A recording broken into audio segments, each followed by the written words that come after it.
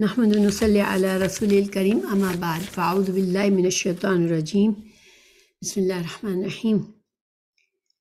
ہم صحیح بخاری کر رہے ہیں، ہمارا آج کا سبق نمبر 95 ہے، کتاب الوضو پر ہیں اور حدیث نمبر 143 سے 145 تک انشاءاللہ آج کریں گے۔ تو باب وضع الماء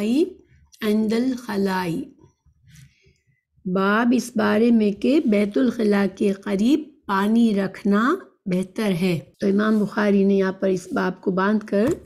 یہ مسئلہ ثابت کیا کہ کسی کی مدد کی جا سکتی ہے، پانی اس کے لیے رکھ کر، وضو کا پانی اس کے لیے رکھ کر اس کی مدد کی جا سکتی ہے وضو کے عمل میں۔ اور دوسرا مسئلہ یہ ثابت کیا کہ پانی جب رکھا جائے تو اس کو بیت الخلاء کے باہر رکھا جائے۔ تو انشاءاللہ ہم حدیث پڑھتے ہیں۔ حدثنا عبداللہ ابن محمد قال حدثنا حاشم بن القاسم قال حدثنا ورقاء عن عبید اللہ بن ابی یزید عن ابن عباس ان النبی صلی اللہ علیہ وسلم دخل الخلاء فوضعت له وضوءا قال من وضع هذا فأخبر فقال اللہم فقہہ فی الدین۔ اس حدیث کا ترجمہ ہے، ہم سے عبداللہ بن محمد نے بیان کیا، کہا ہم سے ہاشم ابن القاسم نے کہا، ان سے ورقہ بن شکری نے عبید اللہ بن ابی یزید سے نقل کیا، وہ ابن عباس سے روایت کرتے ہیں کہ نبی کریم صلی اللہ علیہ وسلم بیت الخلاء میں تشریف لے گئے، میں نے بیت الخلاء کے قریب آپ کے لیے وضو کا پانی رکھ دیا۔ جب باہر نکل کر آپ صلی اللہ علیہ وسلم نے پوچھا کہ کس نے رکھا ہے، جب آپ کو بتایا گیا تو آپ نے میرے لیے دعا کی اور فرمایا اے اللہ اس کو دین کی سمجھ عطا فرما۔ حضرت عبداللہ بن عباس کی یہ حدیث جو ہے یہ اس وقت کی ہے جب آپ چھوٹی عمر تھی ان کی، اور اپنی خالہ میمونہ کے گھر پر رات گزارنے کے لیے گئے ہوئے تھے، اور حضرت میمونہ رضی اللہ عنہا رسول اللہ صلی اللہ علیہ وسلم کی زوجہ تھیں اور حضرت ابن عباس کی خالہ تھیں۔ تو اپنے بچپن کا واقعہ بیان کر رہے ہیں حضرت عبداللہ بن عباس کہ ایک رات رسول اللہ صلی اللہ علیہ وسلم بیت الخلاء میں گئے تو میں نے اٹھ کر ان کے لیے وضو کے لیے پانی رکھ دیا باہر، بیت الخلاء سے باہر۔ تو رسول اللہ صلی اللہ علیہ وسلم نے اس موقع پر جب پتہ چلا تو ان کی سمجھداری کو دیکھ کر ان کے لیے دین میں سمجھ کی دعا کی، کیونکہ ایک چھوٹے بچے کے لیے یہ بہت سمجھداری کا کام تھا۔ تو رسول اللہ صلی اللہ علیہ وسلم نے ان کے لیے اللہم فقہہ فی الدین، اے اللہ ان کو دین کی سمجھ عطا فرمائی، یہ دعا فرمائی۔ رسول اللہ صلی اللہ علیہ وسلم سے حضرت ابن عباس رضی اللہ عنہما کے بارے میں کچھ اور دعائیں بھی ثابت ہے جو مختلف موقعوں پر آپ صلی اللہ علیہ وسلم نے ان کے لیے فرمائی، جس میں دین کی سمجھ کی دعا مانگی، علم کی دعا مانگی، قرآن اور حدیث کی سمجھ کی دعا مانگی۔ تو ان دعاؤں کا اثر حضرت عبداللہ بن عباس کی زندگی میں ہمیں نظر آتا ہے، کیونکہ یہ بڑے ہو کر مشہور عالم کہلائے، عالم دین کہلائے، اور ان کے القابات میں ترجمان القرآن، حبر الامہ، رئیس المفسرین جیسے القابات سے ان کو نوازا گیا۔ تو یہ حدیث الحمدللہ پوری ہوتی ہے، اور اس سے ہمیں یہ مسئلہ ثابت ہوا کہ وضو میں کسی کی مدد کی جا سکتی ہے، پلس وضو کے لیے پانی رکھا جا سکتا ہے کسی کے لیے، اور تیسری بات یہ پتہ چلی کہ بیت الخلاء کے باہر پانی رکھنا بہتر ہے تاکہ کسی گندگی کے چھینٹے وغیرہ اس پانی میں نہ جائیں۔ تو انشاءاللہ ہم اگلی یہ حدیث جو ہے ہم پڑھ چکے ہیں، حدیث نمبر 75 کتاب العلم میں گزر چکی ہے، اسی وجہ سے اس کو میں نے مختصر رکھا ہے۔ اچھا، پھر اب دوسری حدیث پر چلتے ہیں۔ امام بخاری نے باب باندھا ہے، باب لا تستقبل القبلۃ بغائط او بول الا عند البناء جدار او نحوہ۔ تو باب باندھا ہے امام بخاری نے کہ بول و براس کے وقت قبلے کی طرف منہ نہیں کرنا چاہیے، لیکن جب کسی عمارت یا دیوار وغیرہ کی آڑ ہو تو کچھ حرج نہیں۔ اب یہ جو امام بخاری نے باب باندھا ہے تو اس میں امام بخاری نے اس انداز میں باب باندھا ہے کہ ہمیں واضح ہوتا ہے کہ اس مسئلے میں امام بخاری کا اپنا کیا موقف ہے، کیونکہ یہ مسئلہ تھوڑا اختلافی مسئلہ ہے، اس کے بارے میں کچھ احادیث ہیں جن میں تعارض پایا جاتا ہے، اور اسی وجہ سے علماء نے اس مسئلے میں اختلاف کیا ہے۔ ہم حدیث پڑھتے ہیں، حدثنا آدم قال حدثنا ابن ابی ذئب قال حدثنا الزہری عن عطاء ابن یزید اللیثی عن ابی ایوب الانصاری قال قال رسول اللہ صلی اللہ علیہ وسلم اذا اتى احدكم الغائط فلا يستقبل القبلة ولا يوليها ظهره شرقوا او غربوا۔ تو اس حدیث کا ترجمہ ہے، ہم سے آدم نے بیان کیا، کہا ہم سے ابن ابی بن نے کہا کہ ہم سے زہری نے عطا بن یزید اللیثی کے واسطے سے نقل کیا، وہ حضرت ابو ایوب انصاری رضی اللہ عنہ سے روایت کرتے ہیں کہ رسول اللہ صلی اللہ علیہ وسلم نے فرمایا، جب تم میں سے کوئی بیت الخلاء میں جائے تو قبلے کی طرف منہ نہ کرے اور نہ ہی اس کی طرف پشت کرے، بلکہ مشرق کی طرف منہ کر لو یا مغرب کی طرف کر لو۔ تو اس حدیث میں یہ جو آخری ٹکڑا ہے، مشرق کی طرف کر لو یا مغرب کی طرف کر لو، یہ صرف مدینہ والوں کے لیے تھا، کیونکہ مدینہ جس طرح سے واقع ہے تو وہ مکہ خانہ کعبہ جو ہے وہ جنوب میں ہے اور بیت المقدس جو ہے مدینہ کے شمال میں ہے، تو شمال یا جنوب کی طرف منہ کرنے سے قبلے کی طرف انسان کا یا تو منہ بنتا ہے یا پیٹھ بنتی ہے، اس وجہ سے مشرق اور مغرب کی اجازت دی گئی، اس ڈائریکشن میں مدینہ والوں کو اس کی اجازت دی گئی، لیکن اس سے دنیا میں دوسرے مقامات کے لیے یہ ٹکڑا جو ہے وہ دوسرے مقامات کے لیے نہیں ہے، انلیس کہ مدینہ ہی کے ڈائریکشن میں کوئی جگہ ہو تو پھر اس پر عمل کیا جا سکتا ہے۔ اچھا، اس حدیث کی تفسیر سے پہلے ہم حضرت ابو ایوب انصاری کے بارے میں کچھ باتیں جان لیتے ہیں۔ حضرت ابو ایوب انصاری رضی اللہ عنہ کا نام جو تھا وہ خالد بن زید تھا، اب بنو نجار قبیلے سے تعلق رکھتے تھے، ان کی کنیت جو ہے وہ ابو ایوب تھی، انصار مدینہ میں سے تھے، اس وجہ سے ان کو انصاری کہا جاتا تھا، ٹھیک ہے، تو ابو ایوب انصاری اس وجہ سے کہے گئے۔ جب رسول اللہ صلی اللہ علیہ وسلم ہجرت کر کے مدینہ تشریف لے گئے تو حضرت ابو ایوب رضی اللہ عنہ ایک خوش نصیب تھے جن کو یہ شرف حاصل ہوا کہ رسول اللہ صلی اللہ علیہ وسلم نے وقتی طور پر ان کے گھر میں قیام فرمایا، کیونکہ ابھی رسول اللہ صلی اللہ علیہ وسلم کے لیے حجرات نہیں بنے تھے، تو جب تک حجرات کی تعمیر ہوئی رسول اللہ صلی اللہ علیہ وسلم حضرت ابو ایوب انصاری رضی اللہ عنہ کے گھر میں مہمان رہے، اور یہ اس مہمانی کے لیے بڑے بڑے لوگ ترس رہے تھے، مدینہ کے بڑے بڑے سردار چاہ رہے تھے کہ ہمارے گھر میں رسول اللہ صلی اللہ علیہ وسلم آئیں، لیکن رسول اللہ صلی اللہ علیہ وسلم نے فرمایا کہ میری اونٹنی کا راستہ چھوڑ دو، یہ اللہ کی جانب سے مامور ہے، تو رسول اللہ صلی اللہ علیہ وسلم کی اونٹنی جو تھی وہ حضرت ابو ایوب رضی اللہ عنہ کے گھر کے سامنے رکی، اور اس نے 2 بار یہ عمل کیا جب آپ صلی اللہ علیہ وسلم وہاں سے اونٹنی سے نیچے اتر آئے، اور حضرت ابو ایوب انصاری کے گھر میں پھر انہوں نے اپنا وقت گزارا۔ اس کے علاوہ بھی حضرت ابو ایوب انصاری رضی اللہ عنہ کے بارے میں ایک مشہور واقعہ ہے کہ ایک دن سخت بھوک کی حالت میں رسول اللہ صلی اللہ علیہ وسلم اور حضرت عمر اور حضرت ابو بکر صدیق رضی اللہ عنہما کی مہمان نوازی کا ان کو شرف حاصل ہوا تھا۔ حضرت ابو ایوب انصاری رضی اللہ عنہ نے اپنی پوری زندگی جہاد میں گزاری، رسول اللہ صلی اللہ علیہ وسلم کے ساتھ تمام غزوات میں شریک ہوئے، اور پھر حضرت ابوبکر صدیق کے زمانے میں، حضرت عمر فاروق کے زمانے میں، یہاں تک کہ وہ 80 سال کی عمر میں قسطنطنیہ کی جب طرف جو جہاد ہوا تو اس لشکر میں بھی شامل ہوئے، اور وہ جب ان کے بیٹوں نے ان سے کہا کہ آپ اتنے بوڑھے ہو چکے ہیں تو آپ آرام کریں، آپ نے ساری زندگی جہاد کیا ہے، تو انہوں نے کہا کہ نہیں. انہوں نے سورہ توبہ کی آیت پڑھی، انفروا خفافا وثقالا، کہ تم ہلکے ہو یا بھاری ہو جہاد کے لیے نکلو. تو وہ اس جہاد میں، اس لشکر میں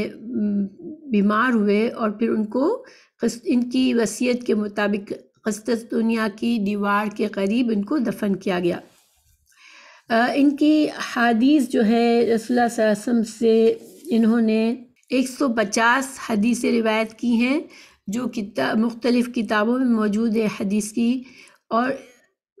جو متفقن علیہ احادیث ہیں، جس کو صحیح بخاری میں اور مسلم میں ہے، دونوں نے ان کو روایت کیا ہے. تو وہ ان کی تعداد جو ہے وہ 7 ہے. صرف صحیح مسلم میں 5 ہے، اور صرف صحیح بخاری میں ان کی ایک روایت موجود ہے. جب حضرت عائشہ رضی اللہ عنہا پر الزام لگایا گیا تھا، تو اس وقت ان کی جو زوجہ تھی ایوب، انہوں نے ان سے کہا کہ اپنے شوہر سے کہا کہ کیا آپ نے سنا لوگ کیسی باتیں کر رہے ہیں؟ تو حضرت ایوب انصاری نے کہا کہ سبحان اللہ ھذا بہتان عظیم، کہ سبحان اللہ یہ تو بہتان عظیم ہے. اور اللہ سبحانہ تعالیٰ نے یہی آیت نازل فرمائی سورہ نور میں. یہی ٹکڑا موجود ہے سورہ نور میں، جو اللہ سبحانہ تعالیٰ کے کلام میں بھی ہے. 52 ہجری میں ان کا انتقال ہوا، اور قسطنطنیہ کے قریب ان کی قبر واقع ہے. جیسا کہ حدیث کے ترجمے سے ہمیں پتہ چلا کہ یہ قولی حدیث ہے. رسول اللہ صلی اللہ علیہ وسلم نے اس میں منع فرمایا کہ جب کوئی انسان بیت الخلاء میں جائے تو قبلہ رخ کی طرف اپنا چہرہ بھی نہ کرے اور اپنی پیٹھ بھی نہ کرے. تو گویا کہ یہ حکم ہے ہمارے لیے کہ یہ کام کرنا جائز نہیں ہے. اب امام بخاری کے اگر ہم باب کے ہیڈنگ کو دیکھتے ہیں تو انہوں نے کیا کہا، لا تستقبل القبلۃ بغائط او بول الا عند البناء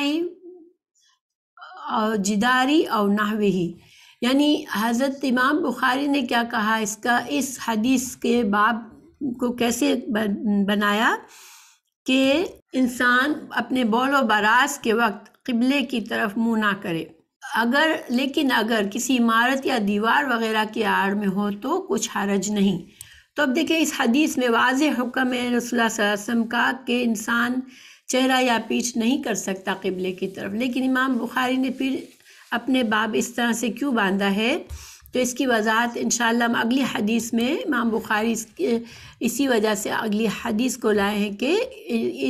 ان کے اس موقف کی وضاحت ہوتی ہے اس میں. تو ہم پہلے اگلی حدیث پڑھتے ہیں، اس کے بعد دونوں حدیث کو مل کے اس کے مسائل پر بات کریں گے انشاءاللہ. لیکن اس حدیث سے واضح طور پر ہمیں جو مسئلہ ثابت ہوتا ہے وہ یہ ہے کہ قبلے کی طرف، یہ قبلے کی تعظیم ہے، کیونکہ شعائر اللہ کی تعظیم کرنا ہر مسلمان پر لازم ہے. تو قبلے کا یہ ادب ہے کہ انسان اپنے بول و براز کے وقت قبلے کی طرف نہ اپنا منہ رکھے نہ اپنی پیٹھ کرے. تو اب ہم اگلی حدیث پر چلتے ہیں انشاءاللہ. اگلی حدیث کا باب ہے باب من تبرز علی لبنتین. باب کا ترجمہ ہے کہ اس بارے میں کوئی شخص 2 اینٹوں پر بیٹھ کر قضائے حاجت کرے تو اس کا کیا حکم ہے. مطلب مسئلہ یہ ثابت کرے اس باب میں امام بخاری کے کس 2 اینٹوں کے اوپر یا پھر کوئی ایسی چیز پر بیٹھنا جس سے بیٹھنے میں بھی آسانی ہو اور کپڑوں پر بھی گندگی نہ آئے، تو یہ جائز ہے. ٹھیک ہے، اب اس حدیث کو ہم پڑھتے ہیں. حدثنا عبداللہ ابن یوسف قال اخبرنا مالک عن یحییٰ بن سعید عن محمد ابن یحییٰ بن حبان عن امہ واسع ابن حبان عن عبداللہ ابن عمر انہ کان یقول ان ناسا یقولون اذا قعدت على حاجتك فلا تستقبل القبلة ولا بیت المقدس فقال عبداللہ ابن عمر لقد ارتقیت یوما علی ظہر بیت لنا فرأیت رسول اللہ صلی اللہ علیہ وسلم علی لبنتین مستقبلا بیت المقدس لحاجتہ. اچھا، اب اس حدیث کو ہم یہیں تک پڑھتے ہیں کیونکہ اس کے نیچے کا جو ٹکڑا ہے وہ صرف کچھ اقوال ہیں حضرت عبداللہ بن عمر کے اور کچھ دوسرے تابعین کے، تو اس کا ظاہری طور پر اس سے اس مسئلے پر کوئی روشنی نہیں آتی. تو اس لیے انشاءاللہ ہم ترجمہ پڑھتے ہیں. باب اس بارے میں کہ کوئی شخص 2 اینٹوں پر بیٹھ کر قضائے حاجت کرے تو کیا حکم ہے. ہم سے عبداللہ بن یوسف نے بیان کیا، انہوں نے کہا ہم کو امام مالک نے یحییٰ بن سعید سے خبر دی، وہ محمد بن یحییٰ بن حبان سے، وہ اپنے چچا واسع بن حبان سے روایت کرتے ہیں، وہ عبداللہ بن عمر رضی اللہ عنہما سے روایت کرتے ہیں. وہ فرماتے تھے کہ لوگ کہتے تھے کہ جب قضائے حاجت کے لیے بیٹھو تو نہ قبلے کی طرف منہ کرو نہ بیت المقدس کی طرف. یہ سن کر عبداللہ بن عمر رضی اللہ عنہما نے فرمایا کہ ایک دن میں اپنے گھر کی چھت پر چڑھا تو میں نے حضرت صلی اللہ علیہ وسلم کو دیکھا کہ آپ بیت المقدس کی طرف منہ کر کے 2 اینٹوں پر قضائے حاجت کے لیے بیٹھے ہیں. اب دیکھیں یہاں پر ہم یہاں تک ہی ہم نے حدیث پڑھی ہے. یہاں پر کچھ باتیں سمجھنے والی ہے. پہلی بات کہ یہاں بیت المقدس کا ذکر ہے، ٹھیک ہے. اصل میں جب مدینہ میں رہنے والوں کے لیے اگر وہ کعبے کی طرف قبلے کی طرف منہ کرتے تھے تو بیت المقدس کی طرف ان کی پیٹھ ہوتی تھی، ٹھیک ہے. اور اگر بیت المقدس کی طرف منہ کرتے تھے تو قبلے کی طرف پیٹھ ہوتی تھی، کیونکہ اسی طرح سے مدینہ کی جو لوکیشن ہے وہ اس طرح سے ہے کہ ایک طرف اگر ان کے جنوب میں مکہ ہے تو ان کے شمال میں بیت المقدس ہے، تو اس وجہ سے یہاں پر بیت المقدس کا ذکر ہے. لیکن اگر ہم حدیث کے ٹیکسٹ میں دیکھیں تو رسول اللہ صلی اللہ علیہ وسلم نے کیا فرمایا کہ نہ چہرہ قبلے کی طرف ہو نہ پیٹھ ہو. تو اس کا مطلب ہے جب پیٹھ قبلے کی طرف ممانعت ہے تو بیت المقدس کی طرف منہ کرنے کی ممانعت خود بخود ہو جاتی ہے، ٹھیک ہے. لیکن ہمارے لیے حکم اصل میں قبلے سے متعلق ہے، بیت المقدس سے متعلق نہیں ہے. تو پھر اس حدیث کا مطلب ہم کیسے سمجھیں. حضرت عبداللہ بن عمر رضی اللہ عنہ نے فرمایا کہ لوگ اس طرح کہتے ہیں کہ نہ قبلے کی طرف منہ کر کے نہ قبلے کی طرف پیٹھ کر کے جب قضائے حاجت کے لیے انسان بیٹھے تو ان دونوں ڈائریکشن سے اپنے چہرے کو بھی بچائے اور اپنی پیٹھ کو بھی بچائے. تو لیکن پھر انہوں نے اپنا واقعہ بتایا کہ ایک دن میں اتفاقاً، یہ اپنے بچپن کا واقعہ ہے. حضرت عبداللہ بن عمر رضی اللہ عنہ جو تھے اپنے بچپن میں انہوں نے اپنا گھر اس حدیث میں بتایا ہے، لیکن یہ حضرت حفصہ رضی اللہ عنہ کا گھر تھا جو کہ حضرت رسول اللہ صلی اللہ علیہ وسلم کی زوجہ تھی، اور حضرت حفصہ جو تھی حضرت عبداللہ بن عمر کی بہن تھی.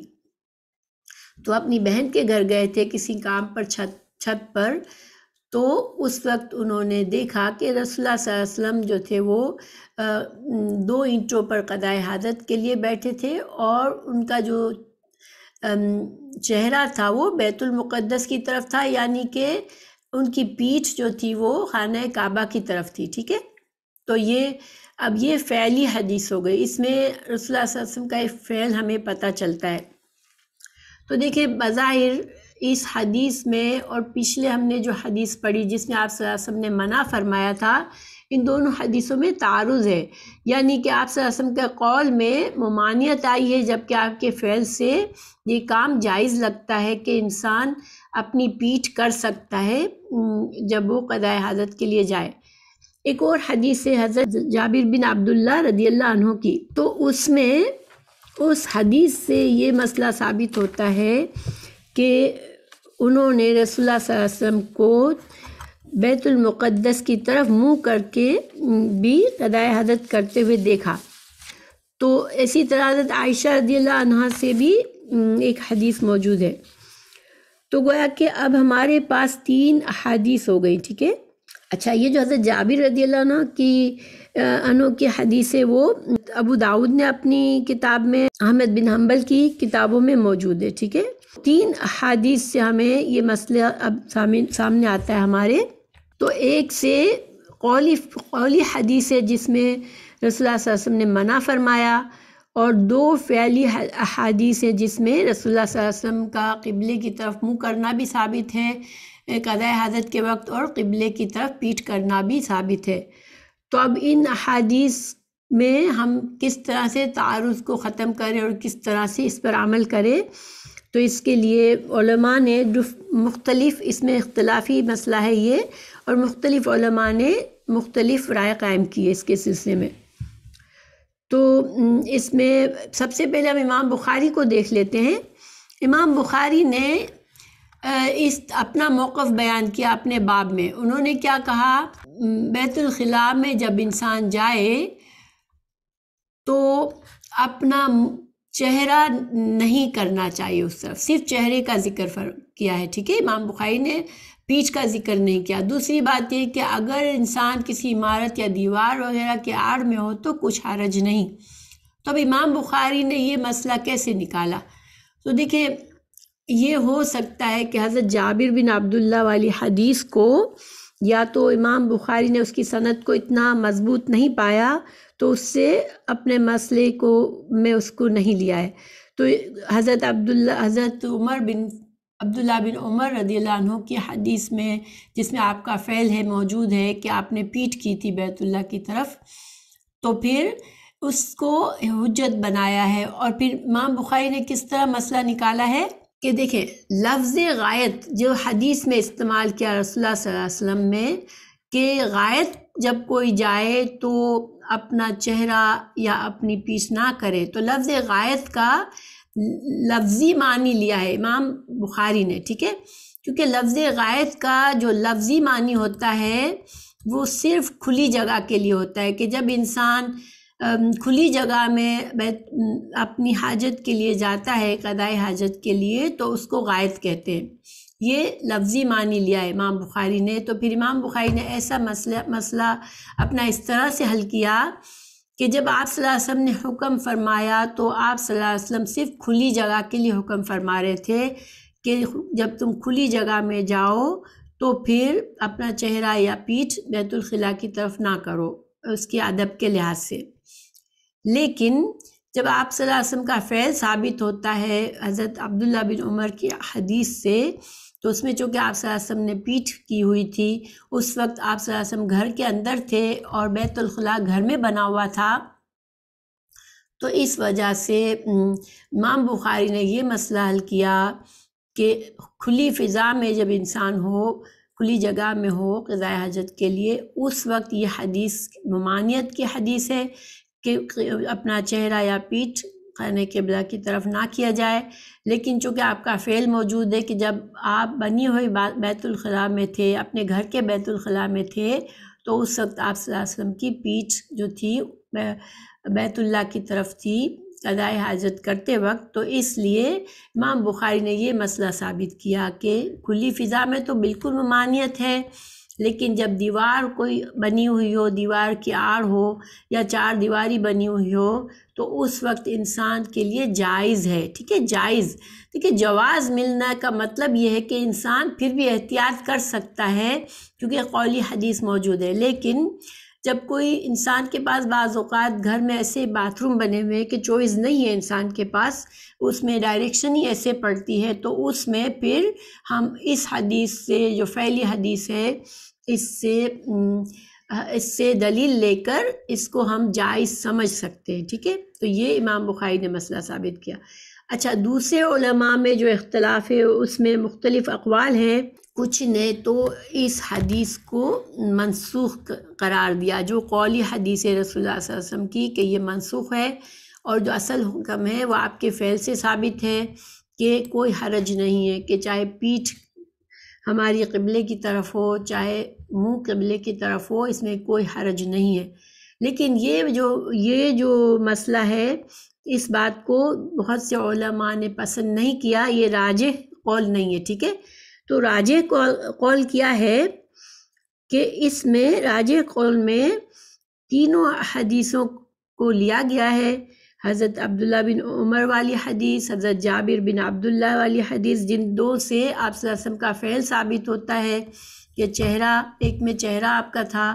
بیت اللہ کی طرف، ایک میں آپ کی پیٹھ تھی قضاء حاجت کے وقت. تو ان دو حدیثوں کو اس طرح سے جوڑا ہے جو قولی حدیث کے ساتھ، جس طرح امام بخاری نے کیا کہ قولی حدیث جو ہے اس میں لفظ غائط جو ہے اپنے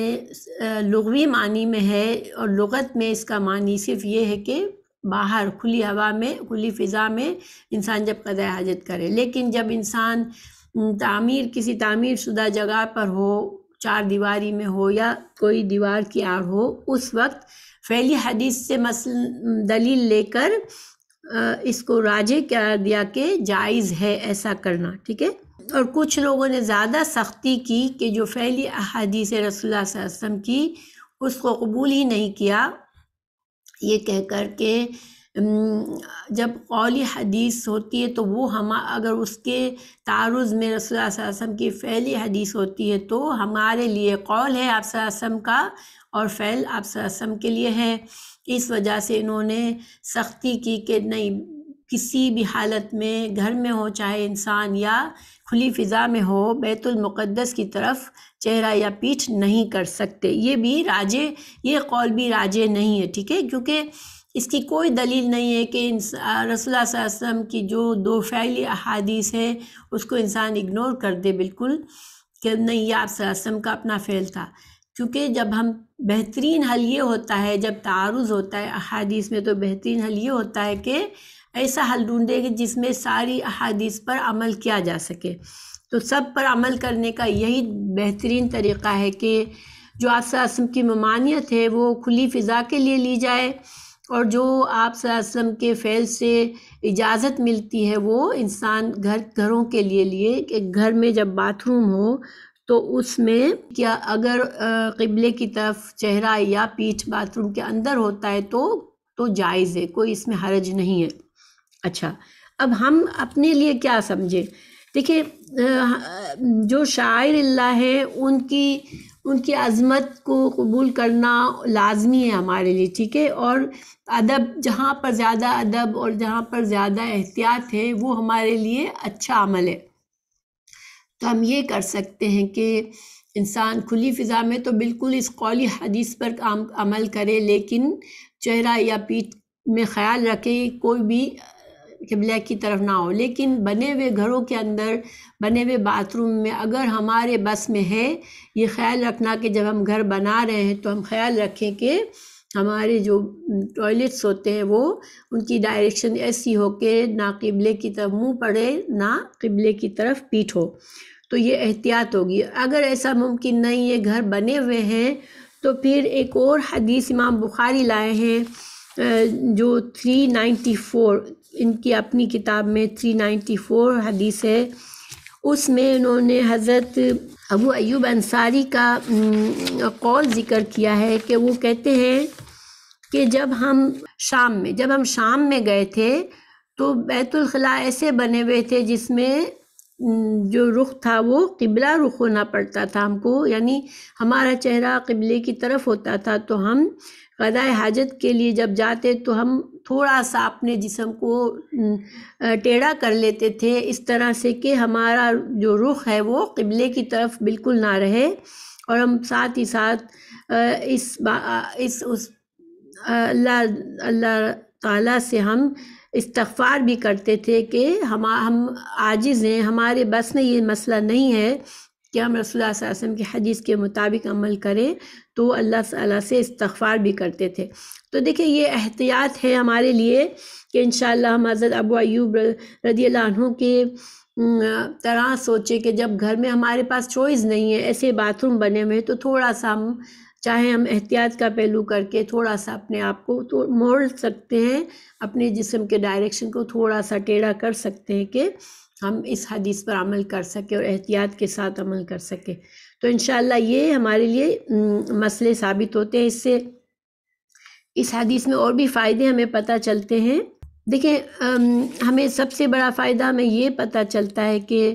رسول اللہ صلی اللہ علیہ وسلم کے صحابہ کرام آپ صلی اللہ علیہ وسلم کے کسی چھوٹے سے چھوٹے عمل کو بھی اگنور نہیں کرتے تھے، بلکہ اس کو دیکھتے، محفوظ کرتے، اس کو آگے پہنچاتے تھے۔ اور یہ ان لوگوں کا احسان ہے ہم پر کہ ہمیں ایسے مسائل، دیکھیں باتھ روم وغیرہ کے، یہ ایسا فعل ہے کہ ہر انسان کو اس سے واسطہ پڑتا ہے۔ تو یہ ایسے اگر ہمیں اس طرح کے مسائل کا حل نہ پتہ چلتا تو ہو سکتا ہے انسان لا علمی میں گنہگار ہوتا۔ اور اسی طرح رسول اللہ صلی اللہ علیہ وسلم ایک باپ کی شفقت رکھتے تھے امت کے لیے، کہ انہوں نے ایک ایک بات، چھوٹی چھوٹی سی بات میں بھی ہمیں ان چیزوں کے بھی آداب سکھائے، تاکہ ہم اللہ سبحانہ تعالیٰ کو راضی کر سکیں اور اپنے عمل سے کوئی ایسی لا علمی میں کام نہ کرے جس سے ہم گنہگار بنیں۔ دیکھیں یہاں پر جو الفاظ استعمال کیے ہیں رسول اللہ صلی اللہ علیہ وسلم نے، الغائط کا لفظ استعمال کیا، تو جب طہارت کے مسائل ہم پڑھتے ہیں تو ایسے بہت سے الفاظ ہمیں کہنے پڑتے ہیں جس کو بولنے میں قباحت محسوس ہوتی ہے، تو ہم اس طرح کے الفاظ کا استعمال کریں جس سے قباحت نہ محسوس ہو اور بات بھی سمجھ میں آ جائے۔ تو یہ رسول اللہ صلی اللہ علیہ وسلم کے طریقے سے ہے۔ پھر ہمیں ایک اور مسئلہ یہ پتہ چلتا ہے کہ گھروں کے اندر باتھ روم بنائے جا سکتے ہیں، اور ایک اور مسئلہ یہ پتہ چلتا ہے کہ شعائر اللہ کی عظمت اور تعظیم لازمی ہے۔ اللہ تعالیٰ نے جن چیزوں کی عظمت ہمیں بتائی ہے، جن کو اللہ تعالیٰ نے حرام بنایا ہے، حرمت والا بنایا ہے، تو ہمیں ان کا ادب اور احترام کرنا چاہیے۔ تو یہ ہماری انشاءاللہ آج کا سبق ہے۔